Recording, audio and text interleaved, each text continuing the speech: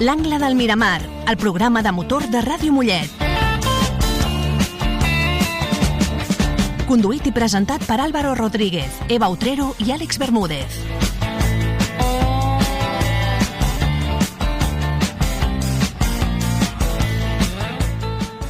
Molt bona tarda de nit, amants del motor. Això és l'Angle del Miramar, en rigorós directe des de Ràdio Mollet. Són les 7 de la tarda, les 6 en Canàries, i estic fent temps perquè entri a la cabina un dels companys que m'acompanyarà avui. Bona tarda, Àlex Bermúdez. Bona tarda. Això sóc el primer. Això ho has fet a propòsit, no? Sí. Bé, com sempre m'acompanyen, doncs bé, Eva Utrero. Molt bona tarda. Àlex Bermúdez, que ja s'ha presentat. Com sempre, els nostres companys Eric Nogales i Ivan Núñez, que està per allà. Ara l'Ivan està tapat per una pantalla, no el veig. I estem al nostre 33è programa. Perdó? El programa número 33 de l'Angle del Miramar. Segona temporada, episodi... programa... Ara vaig... Tenen com 10 de la primera, potser serà... Sí. Tenim un lío amb la numeració, hem de canviar, eh? Sí, això ja en parlarem. Bé, un cap de setmana que tenim moltes coses a parlar. De fet, quan érem petits ja anàvem malament de temps amb aquest programa.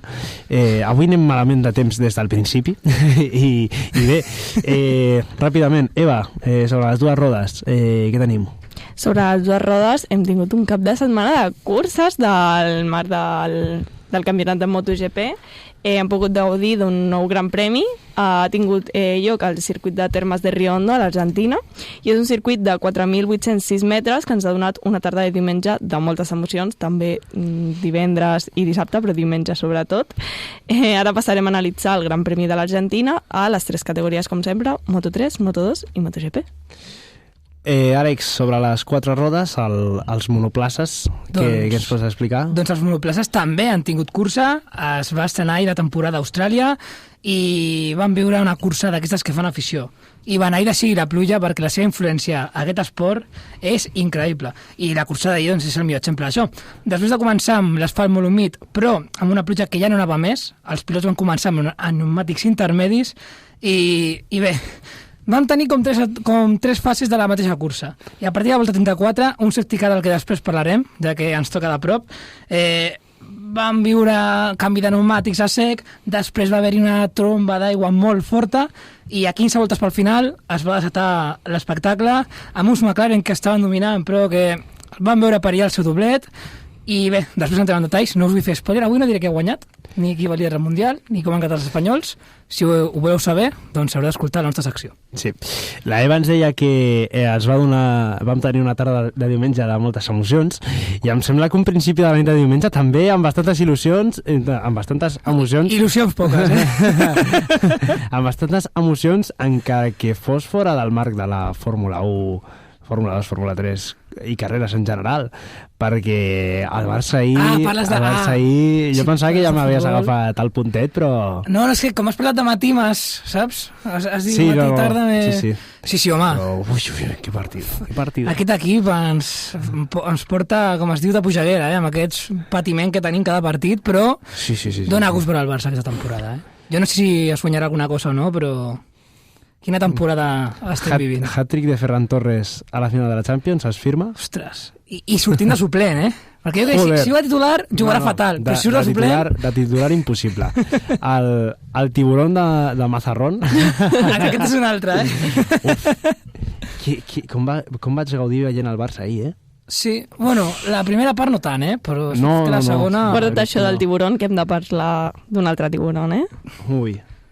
En aquest cas sí que és el de Mazarrón. El de Mazarrón. Nosaltres estem parlant del tiburón de València. De Follos. El tiburón de Follos. És el seu poble de València? Sí, senyor. Sí, no. Brutal. Sí, sona una mica malament, però és... Brutal, el Barça. El València va empatar amb el Girona, cosa que em sorprèn. O sigui, jo pensava que el València estava per guanyar el Girona. El Girona, complicat, Home, és que el Girona està fluixet últimament. Sí, està a mitja taula, bueno... Sí, de moment el València es queda fora de la zona de descens. El Barça, líder, ha empatat amb el Madrid, encara que té un partit d'avantatge. Que es jugarà segurament la setmana que ve. Això també té... Sí, tenim dates. Aquesta setmana no tenim Champions. Tenim exclusives fins i tot del futbol. Bueno, exclusiva no és molt, però bé, hi ha molta gent que l'escoltarà i s'assabentarà ara mateix. Aquesta setmana hi ha seleccions, per tant no hi ha Lliga, ni Copa, ni Champions, ni res. La setmana que ve torna al futbol, al cap de setmana, però en teoria el Barça jugarà el dijous de la setmana que ve. El pobre de Marc Caçador, que el van linxar quan va pujar una història perquè anava amb la selecció amb la bandera d'Espanya i un cor, el van linxar i ara el pobre està lesionat i ni pot anar. Li ha caigut per tot lloc. S'han complit els desitjos. Al final el pobre no jugarà ni amb la selecció ni amb el Barça. 2 mesos, ja tota la temporada, en teoria se la perdrà el pobre noi i bé.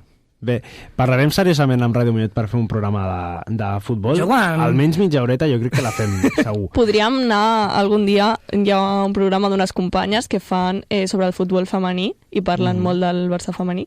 Podríem fer un remix. I demanar acreditacions pel Lluís Companys. Això ja ho veig més complicat, Bé, doncs, repassades les motos, repassades els cotxes i repassats al Barça, ara parlaré de l'important que ha estat aquest cap de setmana, que ha estat la Fórmula 4 japonesa, no? El començament de la temporada del campionat de karting de la Comunitat Valenciana. I tant que sí. Ja sabeu que hem tingut representació vallesana per part de Leo Córcoles, el pilot de Ràdio Mollet. Sí, vallesana no, és del nostre programa directament. Aquí de la taula. Home. De fet, tenim una foto seva ara mateix. Sí, senyor, presidint l'estudi.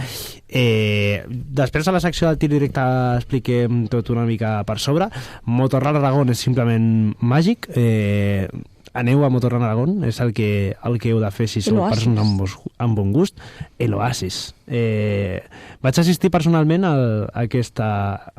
no vaig poder anar el diumenge, però és el dissabte, a aquest començament de la temporada. Que bé senta tornar al kàrting, feia temps que no anava al kàrting i es va sentir molt com el primer dia de col·le. Molt il·lusionant, molt llibertat, ho vaig gaudir moltíssim.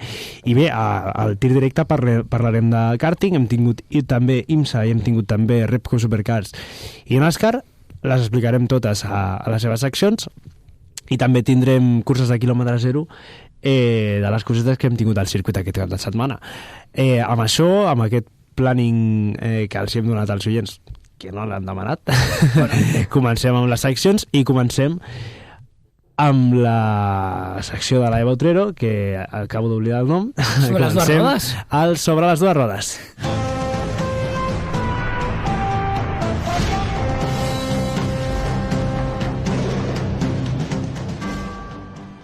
Bueno, sobre les dues rodes és el nom de la meva secció, Álvaro. Comencem, com de costum, tingut un lapsus, masses amb la coses al cap. categoria més petita del Mundial, és a dir, la de Moto3, i és que dissabte ens deixava a la classificació una graella que ja feia spoiler dels que lluitarien el diumenge.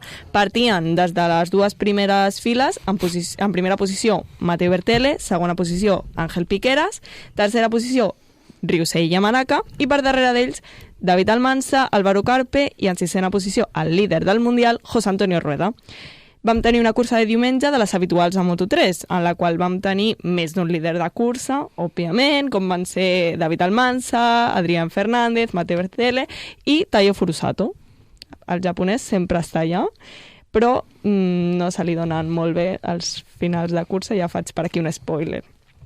Un grup nombrós de pilots que van estar barallant-se per les primeres posicions fins a arribar a l'última volta, on el joveníssim rookie Álvaro Carpe, des del primer dia que jo parlo d'ell, es va quedar fora per una caiguda, i després de la caiguda d'Álvaro Carpe teníem una batalla de 3, Ángel Piqueras, José Antonio Rueda i Mateo Bertele, amb tocs fins i tot. Això va ser espectacular, aquesta última volta d'aquests 3 pilots, i acabava passant per línia de meta el primer, el número 36, Ángel Piqueras, per 0,036 mil·lèsimes.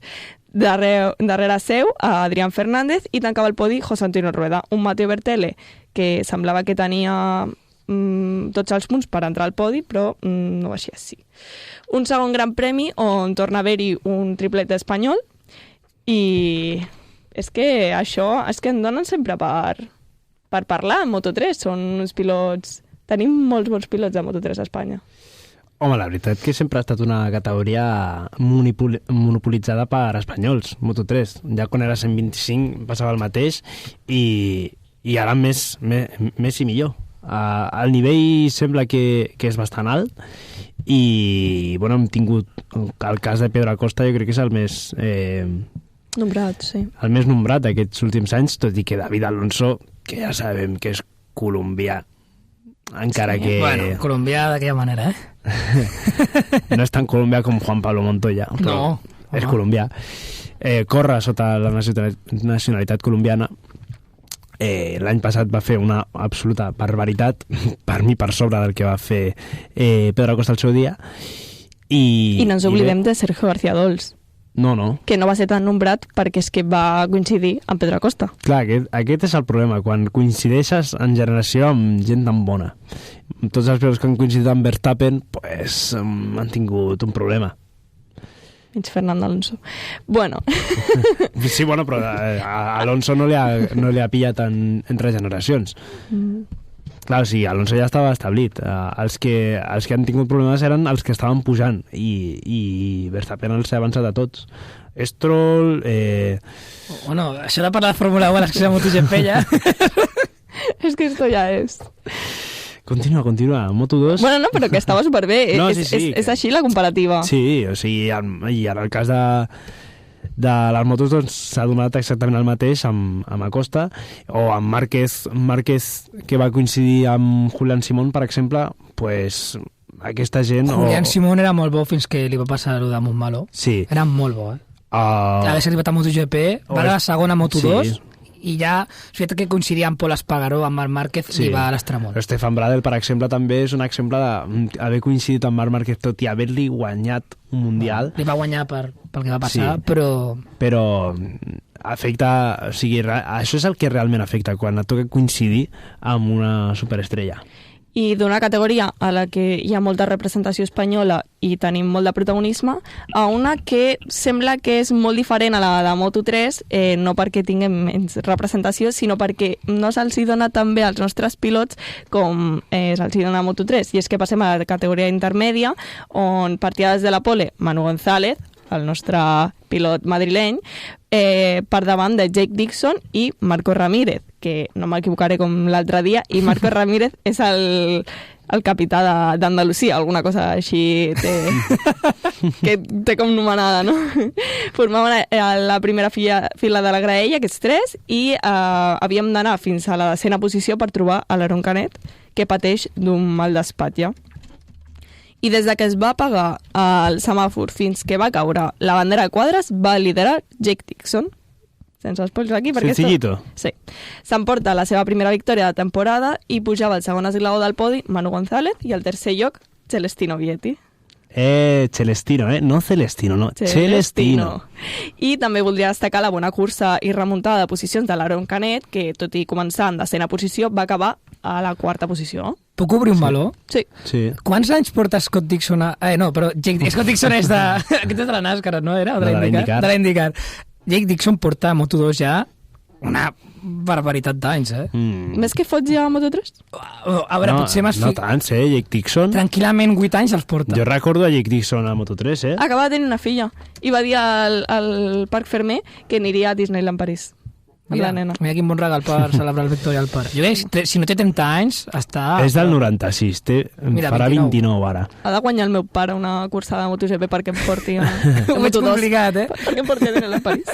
Jake Dixon... Ah, Des però d'aquí. tens raó. Des d'aquí el meu pare... Efectivament, és la seva 8ª temporada de Moto2. I és que va començar a destacar ara, aquest nano, A Moto2 han passat molts que... Ja no és nano. Ja no és nano, aquest. Aquest nano que ens Aquest treu noi. 7 anys. Bueno, ara sí, ja anem a... Vull destacar la remuntada d'Albert Arenas, de 19è a 10è. També. Clar, és que és més sonada la d'Aaron Canet perquè va acabar a la 4ª posició. Clar, sí. Però teníem allà també a l'Albert Arenas, un Albert Arenas al Gresini. Aviam si agafa forma el projecte Albert Arenas a Un Moto2. Albert Arenas que a mi m'agrada molt, no sé si mai he comentat aquí al programa, que treballa també físicament, però mentalment fa ioga, una de les pràctiques que a mi més m'agrada, i meditació, i jo sempre li he fet molt de suport a l'Albert Arenas. Sí, la veritat que és un pilot que cau prou bé i que Va guanyar un Mundial m'alegro de que sí. sigui campió del món. Sí, de fet va guanyar en 24 anys el Campionat del Món de Moto3. Un gironí, Ja el que tenim. van tratar de la roda, i això també et l'estra una miqueta, perquè no porta tants anys a Moto2, però sí que és veritat que ja està una mica estancat, a veure si aquest any és... Va guanyar el 2020, aquest és el seu quart any. Bueno, encara està bé, però clar, ja l'últim esglau serà Moto2, no? Això passa a molts que pugen de Moto3 a Moto2 tan Sí, però jo crec que és un tio que per unes superbikes està bé. Per reciclar altres categories. O un any a MotoGP, com Iker Lecuona, que jo no l'hagués fet fora de MotoGP. Bueno, és que el 2023 o més o menys, Iker Lecuona era com l'as en la manga de Honda. O sigui, el feien córrer tot. Absolutament tot. Superbikes, resistència, MotoGP quan tocava. Em sembla que va fer fins i tot motocross.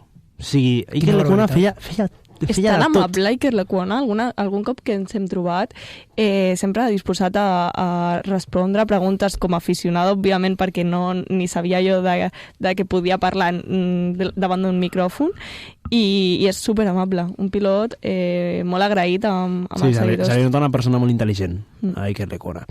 Bé, ara passem ja amb el plat fort de la secció, la meva secció sobre les dues rodes, Álvaro, t'ha quedat clar? Aquesta. Vinga, i és que han rugit els motors de la categoria reina i com ho han fet. Dissabte van gaudir d'una classificació que els deixava dues Ducatis a les primeres posicions. Vaja, quina sorpresa. Ai. I quines Ducatis? Totes dues amb pilots amb el mateix cognom i en ordre de naixement. Aleix Espargaró por l'Espargaró, no? No. No estan a Ducati, No, ni estan corrent. Bueno, però estan equips. Bueno, això sí. A la tercera posició de la graella, una Honda. La Honda de Johan Zarco. Zarco està molt bé. Mimir. Oi amb la sonda, Oi amb Zarco. Johan Zarco va emportar-se el tercer millor temps de les sessions classificatòries. Una Va Honda... estar fortíssim tot el cap de setmana, Zarco. Molt fort, això d'una Honda forta en unes sessions classificatòries. I una satèl·lit, perquè no sé si...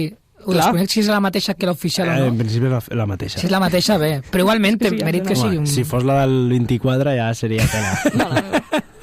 Bueno, deixant davant d'això... Dit-li una moto a ese hombre. Pecco Bagnaia va classificar quart i Pedro Acosta cinquè. També dissabte, unes hores després, vam tenir la cursa a l'esprint sense gaire misteri. Un Marc Márquez que va liderar des de la sortida fins a la bandera de quadres, com Jake Dixon a Moto2 diumenge. Darrere seu, a gairebé un segon, l'Àlex Márquez, el seu germà petit, i a gairebé 4 segons, Pecco Bagnaia al tercer lloc i, per tant, va entrar al podi. Diumenge vam tenir a la tarda, va ser aquí a Espanya a les 7 de la tarda, la cursa llarga. Cursa a 25 voltes, un format molt diferent que el de l'esprint, però no ens va deixar uns resultats gaire diferents. Bueno, va ser més entretinguda que l'esprint, això sí. Van ser unes voltes molt diferents, això sí que és veritat. Una sortida no molt brillant del Marc, que arreglava amb una primera frenada molt forta i podia quedar-se en la primera posició i defensar-la, però al seu rebuf estava l'Àlex i per darrere seu el Pecco Bagnaia, que feia millor sortida que el Zarco, i ja a la primera frenada ja estava tercer el Pecco. Durant la cursa, Marc cometia una errada que el deixava en segona posició darrere de l'Àlex i moltes voltes va estar darrere del seu germà petit on quasi va caure a terra, anava al límit, no sé si vau poder veure sí. Algunes imatges que jo pensava, si és que alguna d'aquestes no l'ha salvat algun cop. Bueno, amb l'Honda sobretot. Per això jo el vaig veure com si estigués a sobre de la Honda, perquè dic, és que sembla com quan dèiem que la Honda no la podia pilotar com si fos un cavall que no... Cavall desbocado. Sí, exactament. Anava molt al límit, tenint en compte que estava lluitant contra el seu germà i que en teoria anava molt ràpid al cap de setmana. Em va sorprendre que em semblava que li costava agafar-lo. Bueno, ho va fer molt bé l'Àlex, sí. No? Però li va costar agafar el seu Una germà. cursa de l'Àlex, per mi, de les millors de la seva carrera. Bueno, porta una temporada, comptant sprints i la cursa del diumenge, brutal, Boníssim. Anava el Marc darrere de l'Àlex, però a 5 voltes del final tornava a la primera posició, diguem, sense gaire esforç, però sí, li va costar estar allà al darrere. No, li va costar molt, li van estar fent volta ràpida una estona. El va soltar ràpid després, és una cosa que no acabo d'entendre. Sí, és que és el que em va passar, no? Va estar patint molt al darrere seu, potser era per l'aire, jo em feia aquestes preguntes, però després, a l'hora de passar-li, Sí. No va haver cap problema. També va fer alguna radeta petita l'Àlex perquè el pogués passar d'aquesta manera. Segur, 100%. És així com per darrere estava Pecco, que patia, i Franco Morbidelli li prenia... Quina carrera va fer Morbidelli? Li prenia l'última posició del Quina podi. carrera va fer Pecco? Això anem. Victòria pel Marc Márquez quan queia la bandera de quadres que iguala a Ángel Nieto amb 90 victòries. Un segon lloc per l'Àlex Márquez i un lloc al podi, el tercer, per Morbidelli, que no gaudia d'aquest privilegi des de Catalunya 2021. Flipa. Fora del podi, en quarta posició, i a 31 punts del líder, quedava Pecco Bagnaia, que tanca el cap de setmana de curses amb unes declaracions a DAZN, que ara explicaré a veure què ha dit i em dieu què us sembla, ¿vale? Sí. Explicava i deia que no havia tingut la velocitat suficient i encara que havia estat curós amb els pneumàtics no tenia res més pel final i que acceptava que el seu company de l'acadèmia, Morbidelli, òbviament no dirà res dolent del Morbidelli, ho havia fet millor que ell, encara que declara que aquestes posicions no són per les que li toca lluitar, òbviament. Home. Diu que tot arribarà, però parla que alguna cosa va canviar amb el seu feeling amb la moto després del test de Tailàndia, com si la moto hagués canviat completament i és l'últim cop que es va sentir a gust i es va sentir Pecco Bagnaia, inclús en el time attack. Home, això és sorprenent, ja que ell mateix va rebutjar fer més actualitzacions de cara a la GP25. Aquí us en vull anar. Han sortit unes informacions de que potser es torna... No, informació no, és que va declarar ja a la televisió italiana que en teoria la setmana que ve tornaven totalment, ell, suposo que Márquez no, a la GP24.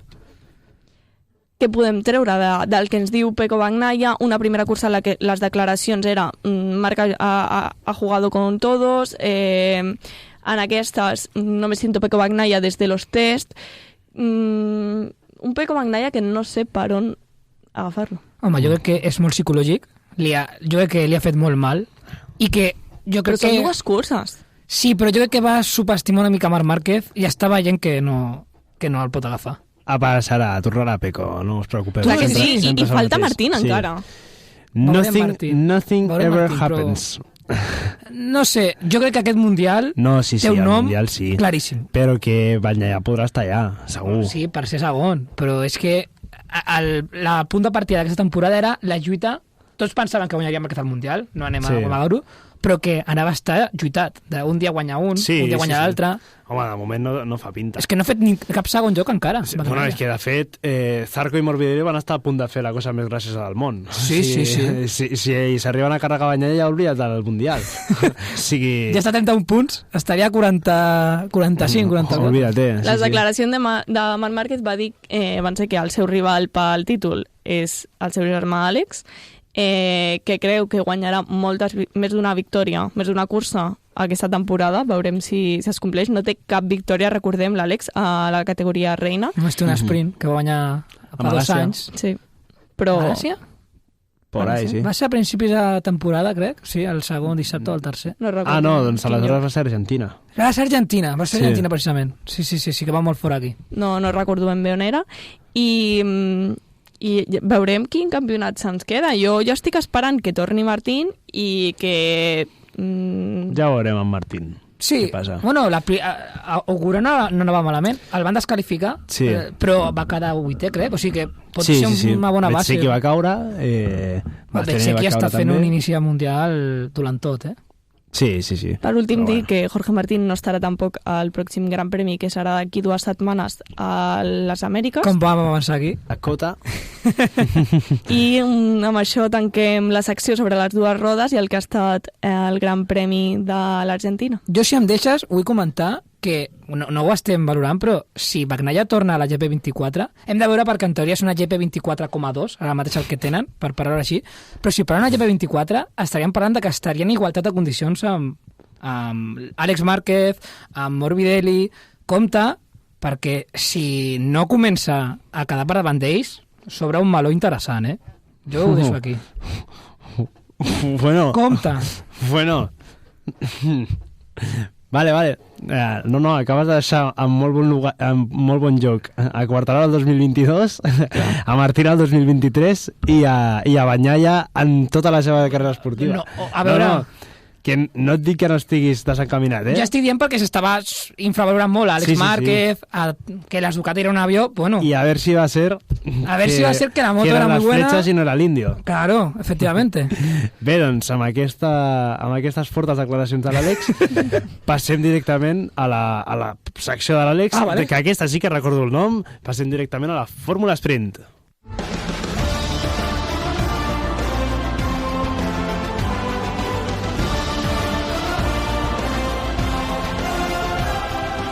Bé, doncs anem ja amb la Fórmula Sprint.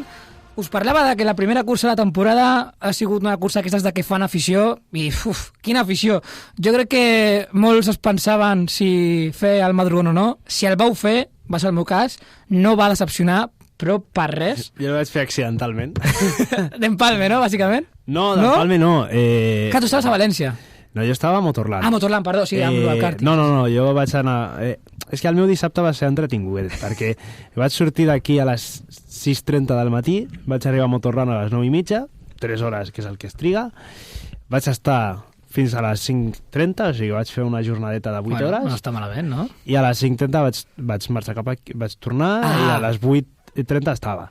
Entre unes coses i altres vaig marxar a dormir una mica tard, vaig veure la F3 i després de la F3 em vaig marxar Més val que no vas quedar per veure la F2. Amb la intenció de ja veure la Fórmula 1 quan em llevi i sense mirar coses per no enterar-me.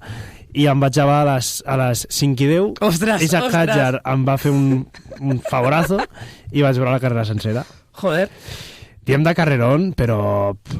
A veure, va ser carrerón quan... Jo la vaig veure ni ferit. On tenim el listón? Jo vaig dormir, Bueno, va ser intel·ligent, però és veritat que és molt complicat. Dir-li a la carrera d'ahir, carrerón, és tenir el listón... És que jo no volia despertar-me i que després estiguéssim mirant bandera 4 vermella. patos i una bandera roja, algo d'això. Ja. Sí. Això es parlava. Jo, de fet, em vaig pensar molt si despertar-me a les 5, perquè Marc Gené va parlar com a les 11 de la nit i van preguntar, crec que a la televisió italiana, que va dir que s'estava parlant de que plouria molt fort a partir de la 1 hora espanyola. Va passar, de fet es va cancel·lar la F2, i deien que potser començava a les 6 o a les 7, La Repco Supercars també va cancel·lar la carrera. La Fórmula 2... La Fórmula 2 s'hauria de buscar un lloc una mica més lluny per anar-hi i cancel·lar una cursa, perquè Austràlia és massa a prop.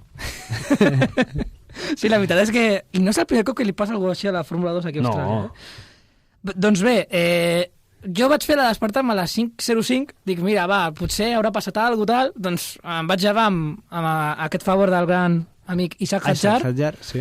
La meva primera imatge a la televisió va ser veure a Anthony Hamilton, pare de Lewis Hamilton, consolant el pobre Isaac Hadjar, que per cert, unes declaracions de Helmut Marko al respecte, que tela, que va dir que, bueno, només li faltava dir que llorar no és de hombres, no? Perquè ens entenguéssim. Va dir que va donar un show bastant lamentable. Los chicos no lloran, solo pueden soñar. No, doncs Isaac Hadjar no somiarà, sinó que tindrà malsons, pensant en Helmut Marko. Doncs bé, la sortida es va avortar, la cursa va començar a les 5:15, amb l'asfalt humit, molt humit, poca pluja, potser 4 gotetes, però res... Sí, no, ja no estava plovent. Res molt sèrio. Tots els pilots va començar de nou el Gran Premi d'Austràlia 2010, simplement. Sí. Tal qual.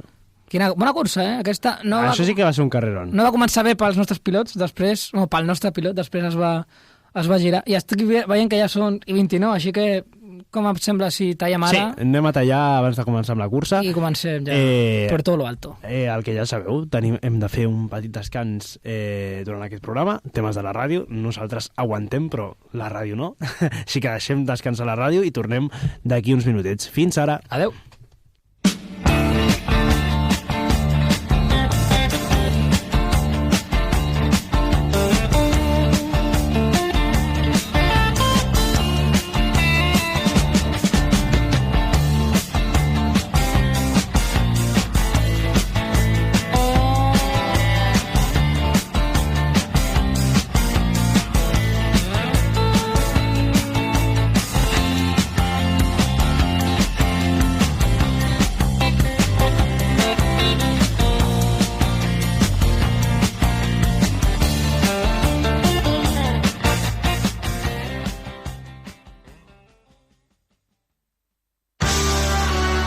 Ruta 66, un programa de rock amb els èxits d'ahir, d'avui i de sempre.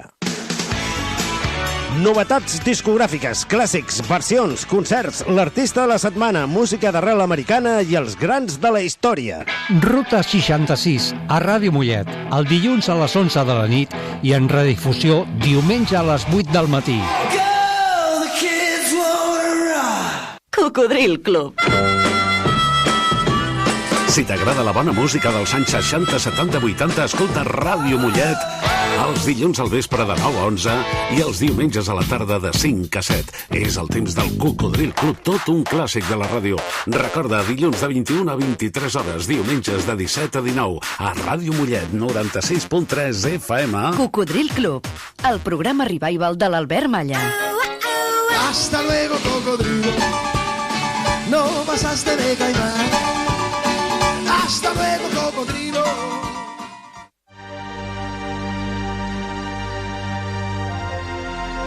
Miquel Martí i Pol, Salvador Espriu, Marta Pessardo. El combat dels poetes, amb Dolors Navarro, el dimarts a 2:15 del migdia, repetició dissabte a 2:45 de la tarda. El combat dels poetes, música i poesia a Ràdio Mollet.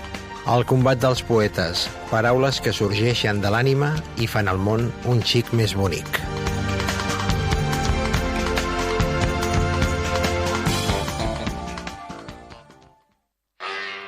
Stroboscop, programa on la música francesa és la protagonista.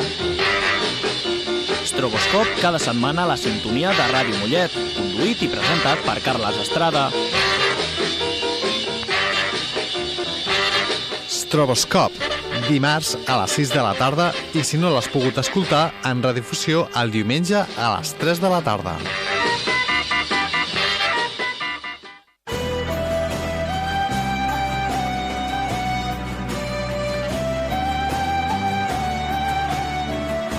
Galiza no Vallès. Un programa de la Hermandad de Anosa Galiza de Mollet del Vallès. Galiza no Vallès.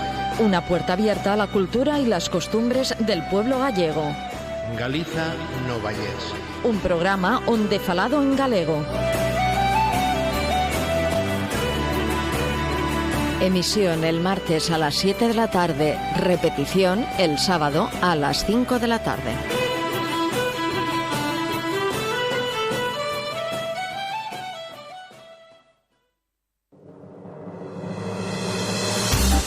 El fet de que nosaltres, els nostres nois i noies, treballin cada dia amb les dones d'aigua, pintin, portin endavant aquest projecte, se sentin identificats. Vaig fer una selecció de textos que penso que eren interessants perquè defineixen una mica el seu procés des del començament que ell es vol dedicar a l'art. És una exposició de diferent material de la colla, material que a dia d'avui encara s'utilitza i material que no s'utilitza. Nosaltres sempre hem intentat que la nostra activitat sigui el més sostenible possible i anar reduint progressivament les nostres emissions i el nostre impacte ambiental. Allà on hi és la notícia, hi és Ràdio Mollet.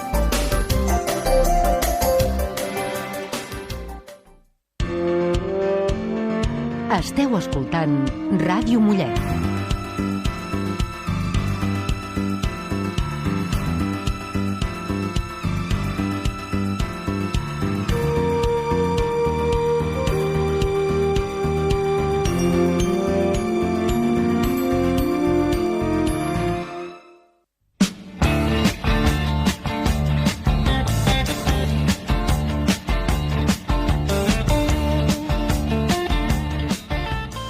Guess who's back?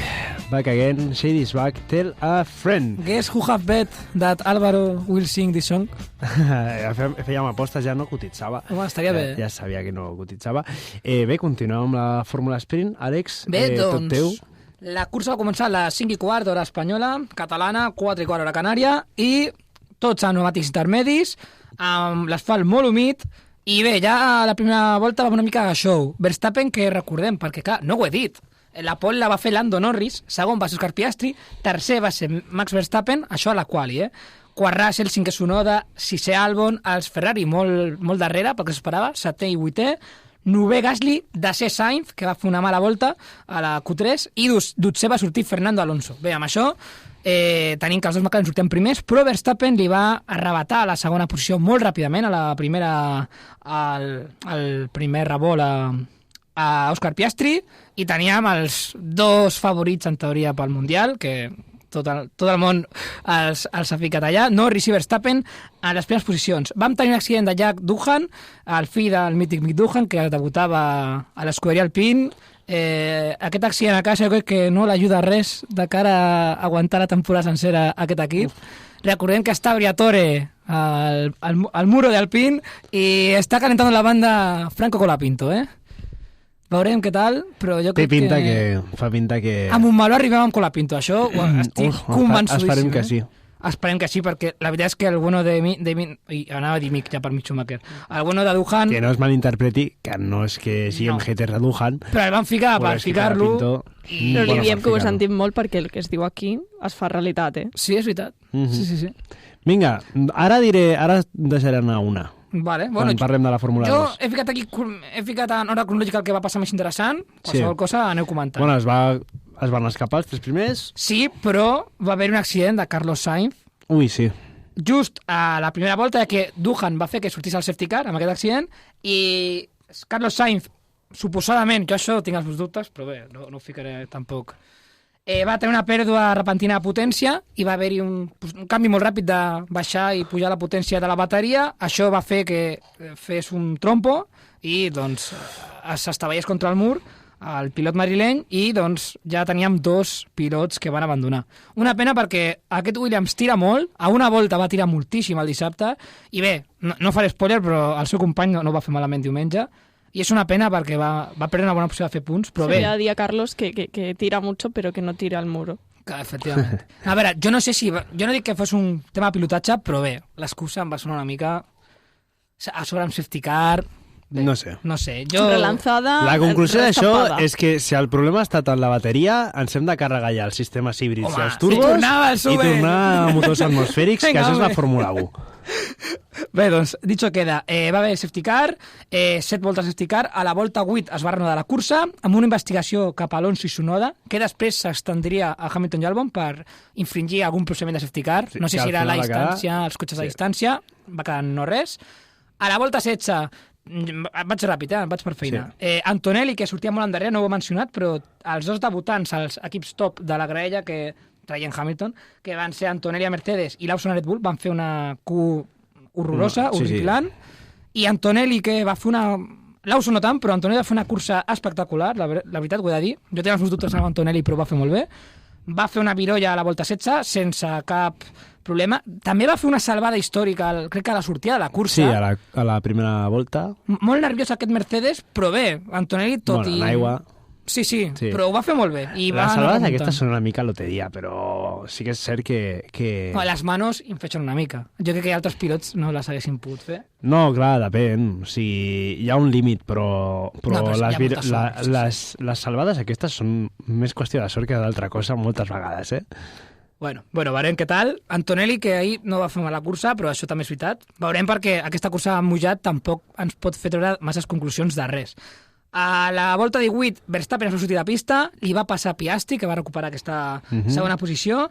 Anem fins a la volta 29, ja que no vam tenir... Ho he dit que va haver-hi 3 fases a la cursa, aquesta fase va ser la més avorrida, no va passar res. Bueno, va entrar la pluja 3 voltes, però molt poqueta cosa, cap pilot va canviar pneumàtics, ni va ficar els de pluja extrema, ni res d'això.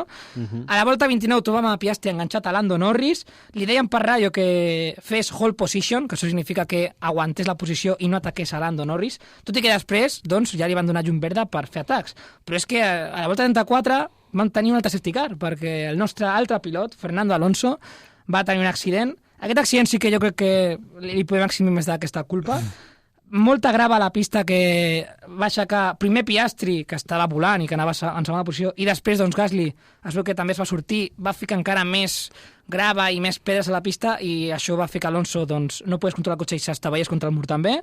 Una pena, perquè l'Aston Martin ahir era una bona oportunitat per treure punts també.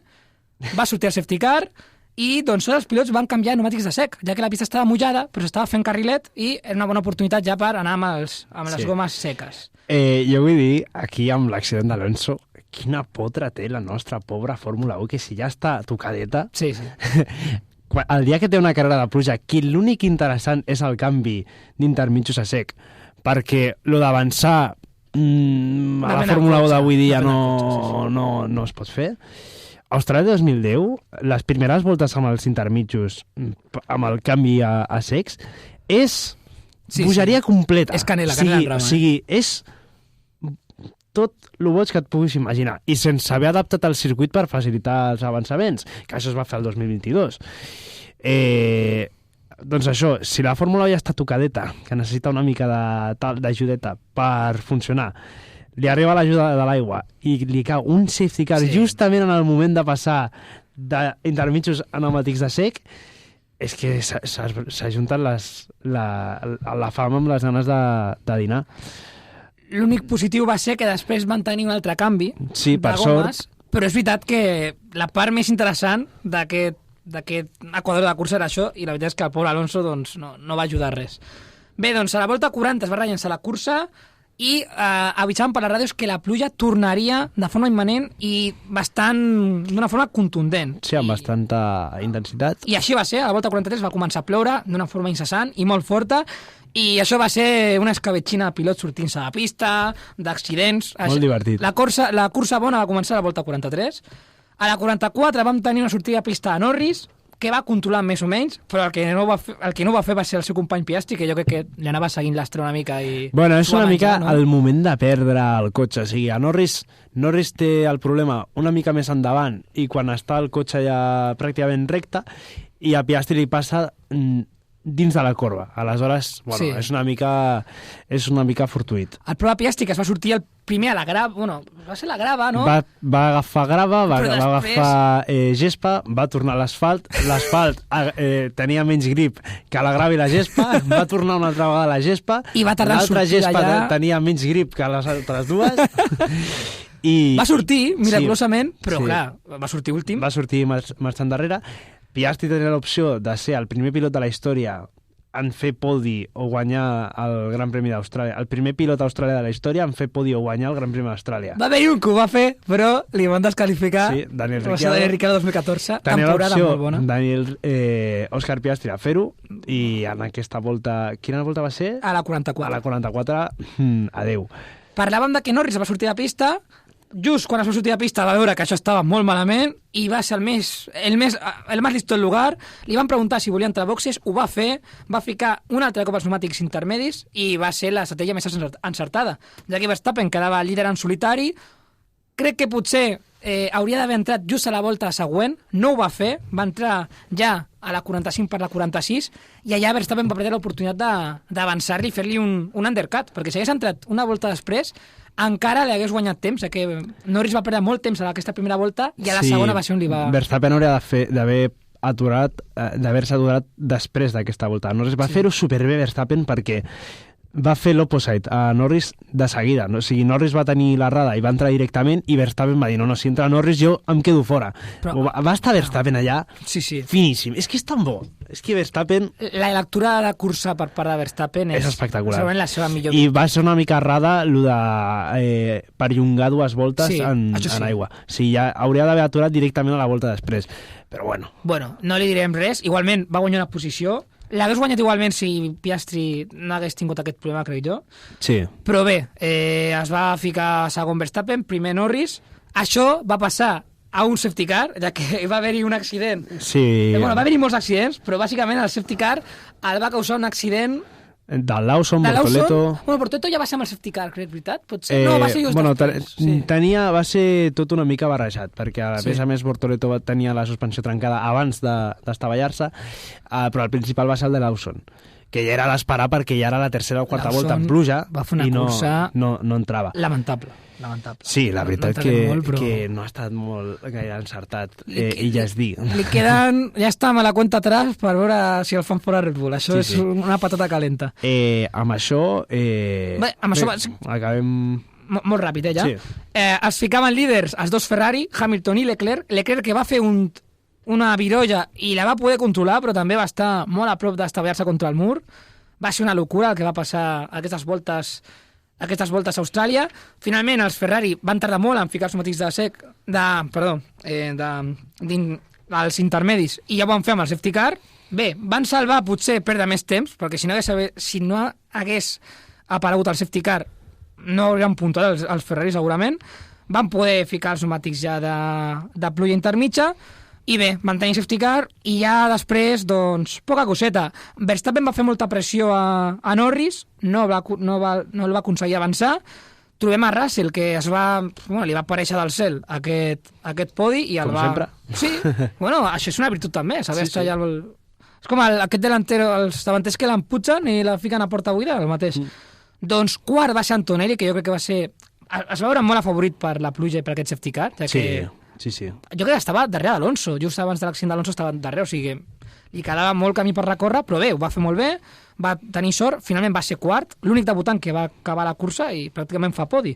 I Piastri, que va aconseguir remuntar bastant i finalment, després de sortir al 14è, finalment va acabar al 9è, i amb aquests punts de Piastri va aconseguir que l'equip McLaren es mantingués el líder compartint aquest lideratge amb Mercedes, amb dos equips amb 27 punts, Red Bull tercer amb els 18 de Max Verstappen, Williams és quart a la classificació amb els 10 d'Albon, que va acabar cinquè i ho va fer molt bé, espectacular també el pilot tailando-britànic, bueno, no sé com es diu, igual, britànic-tailandès. Sisè va ser a la classificació de constructors l'equip Sauber, amb Nico Hülkenberg, que va ser setè i va fer una cursa espectacular. Sí. L'equip que, va fer més punts ja a Hülkenberg l'altre dia que en tota Ferrari la temporada que Ferrari sense ell, i que l'equip Sauber l'any passat. I bé, doncs trobem que Haas, Racing Bulls i Alpine tanquen la classificació amb 0 punts i Ferrari és setè al Mundial amb 5 punts. 4 de Leclerc i un de Hamilton. Ok. Repassar la Fórmula 1 dins del Gran Premi d'Austràlia, també vam tenir suport per part de la Fórmula 2 i Fórmula 3. Vam tenir també la Repco Supercars, però això ve a les categories minoritzades. A la Fórmula 3 vam tenir victòries de Santiago Ramos i Rafael Cámara. A la Fórmula 2 vam tenir només victòria de Joshua Dursen. Joshua Dursen, que és futur pilot de Fórmula 1. Sí, ja això tu ho has apuntat molt també. 100%. Aquest noi va cap a la Fórmula 1 100%. Qualitat li sobra. Aquest any serà top 5 de la Fórmula 2 segur, i ja veurem si no la guanya. Primera carrera que corre la Fórmula 2 aquest any, primera victòria de Durksen. No es va córrer la segona cursa perquè es va cancel·lar per la pluja. Una llàstima, perquè si no potser Pep Martí hauria pogut pescar punts, i de moment està segur ja que a l'esprint no va sortint dels 8 primers i no va poder remuntar. Amb això tanquem la Fórmula Sprint i ara arriben les meves seccions, entre cometes, que serà molt divertit perquè seran 3 seccions en 10 minuts. Així que comencem amb la secció més important de les que porto avui. Anem directament amb la secció Tir Directe.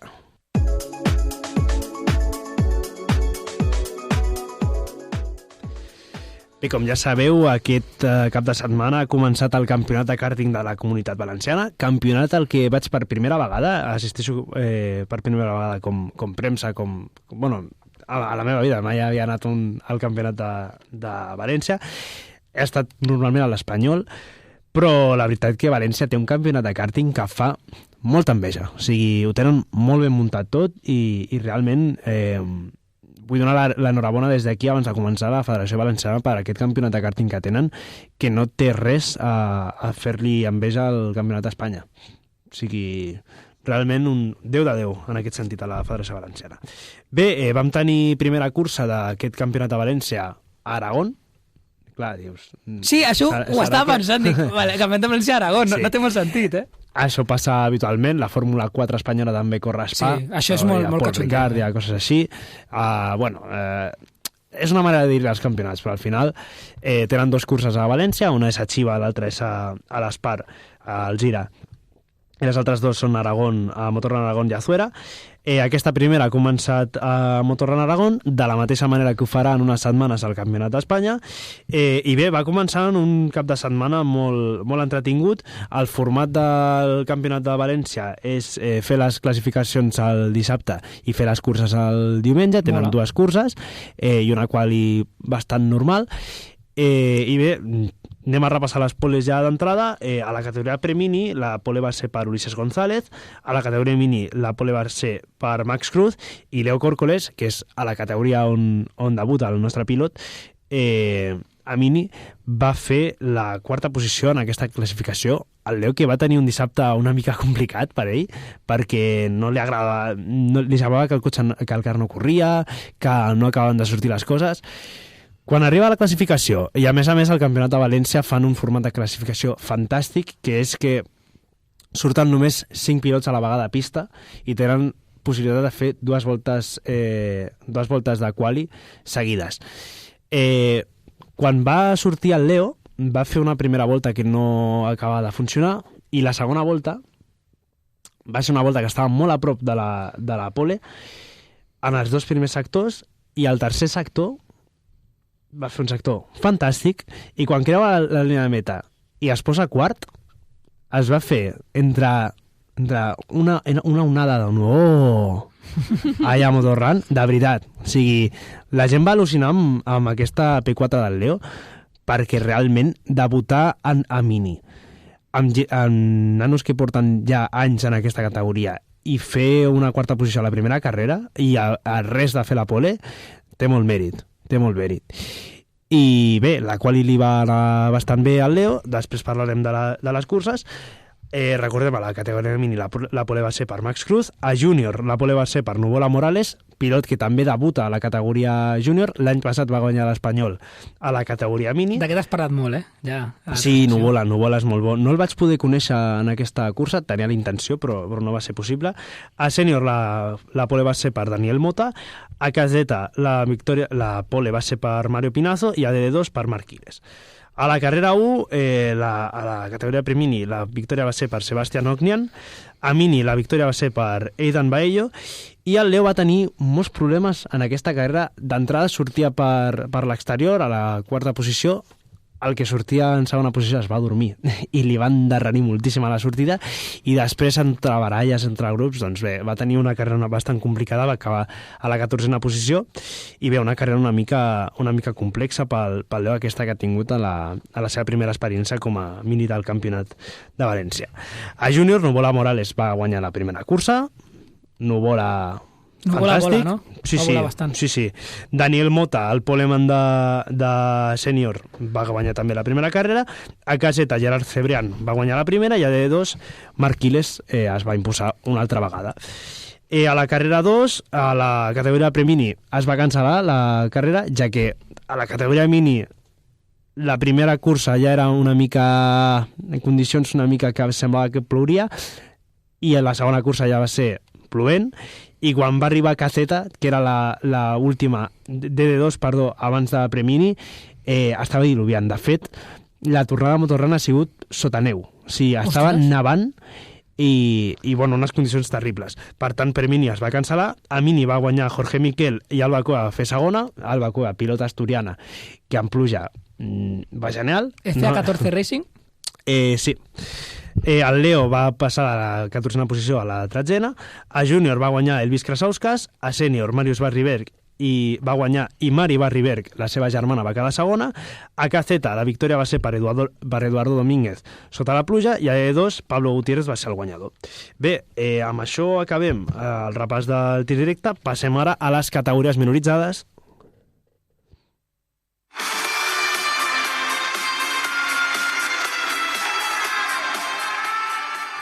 Bé, entrem a les categories minoritzades, anem de bòlid. Vam tenir NASCAR a Las Vegas, la NASCAR Trucks, la victòria va ser per Corey Haim, la NASCAR Xfinity va ser la victòria per Justin Allgaier, i a la NASCAR Cup Josh Berry va tallar la ratxa de Christopher Bell i es va imposar al Speedway de Las Vegas. Vam tenir també IMSA, 12 hores de Sebring. A la categoria GTP la victòria va ser pel Porsche número 7 de Felipe Nasser, Nick Tandy i Laurence Mansour. A l'MP2 la victòria va ser per l'Inter Europol número 43 de Dillman, Garg i Clark. A GTD Pro la victòria va ser per Rexy, pel cotxe pintat de dinosaure. El Porsche 911 pintat de dinosaure, pilotat per Alessio Picarello, Laurin Heinrich i Buckler. I a GTD la victòria va ser pel Wingard Racing número 53, el Mercedes de sempre del Wingard Racing, que sempre està guanyant a la IMSA, portat per Russell Ward, Philippe Ellis i Indy Dodge. Pels espanyols va ser un cap de setmana una mica estrany. Albert Costa va fer la pole a GTD Pro, Dani Juncadella va fer una bona carrera, però no acaben de sortir les coses. Recordem que Juncadella anava amb Antonio García, Alex Rivera es va estrenar-se amb el Aston Martin Valkyrie, i bé, una carrera una mica... Jo pensava que aniria millor pels espanyols, la veritat.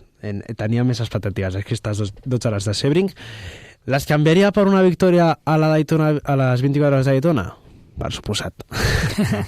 D'això no hi ha dubtes. I a la B8 Supercars, recordem, categoria suport del Gran Premi d'Austràlia.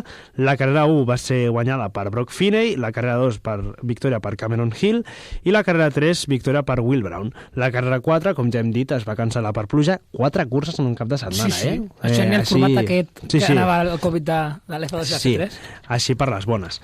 I amb això s'acaben les categories minoritzades, així que acabades les categories minoritzades anem a les curses de quilòmetre zero.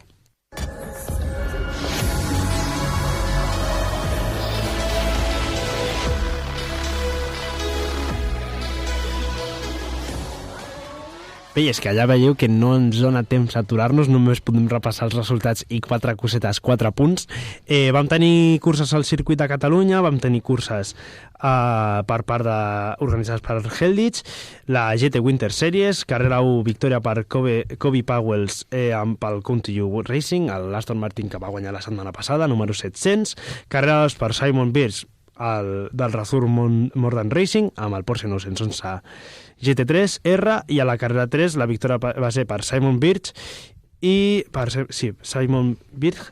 Leo Pickler de l'equip Razur Modern Racing amb el Porsche 911 GT3R, que va guanyar també la setmana passada. També va començar el circuit la TCR Spain, campionat que ha ressorgit gairebé de les seves... Com es diu ceniza en català? Cendres. De les seves cendres, que ara mateix té moltíssima participació.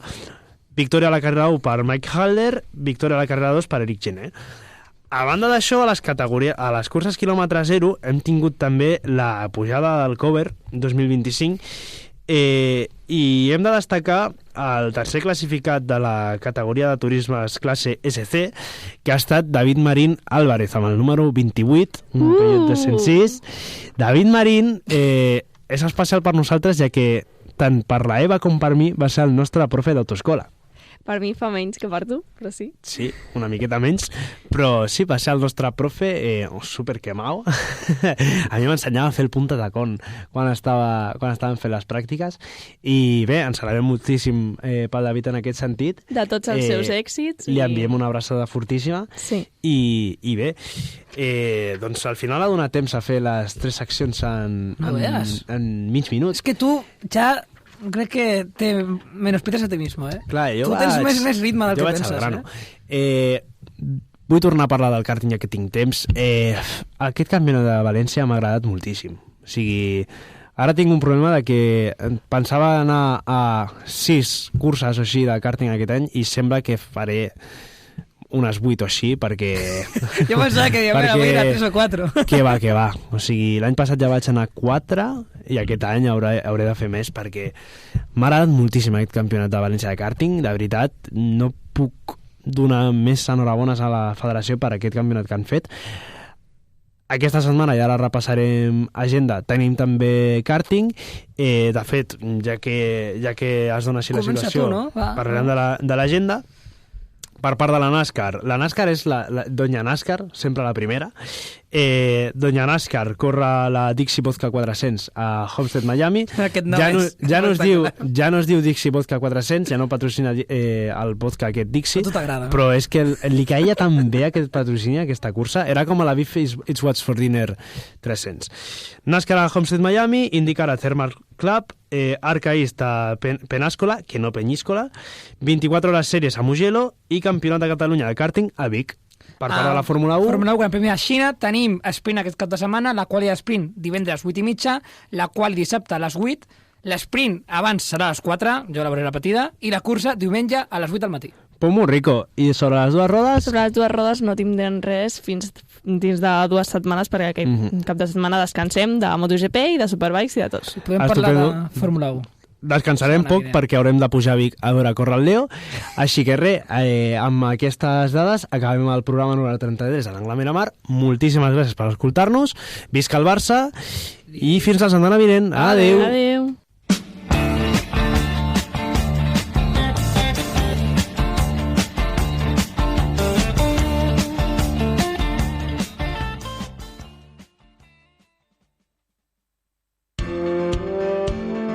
Esteu escoltant Ràdio Mollet.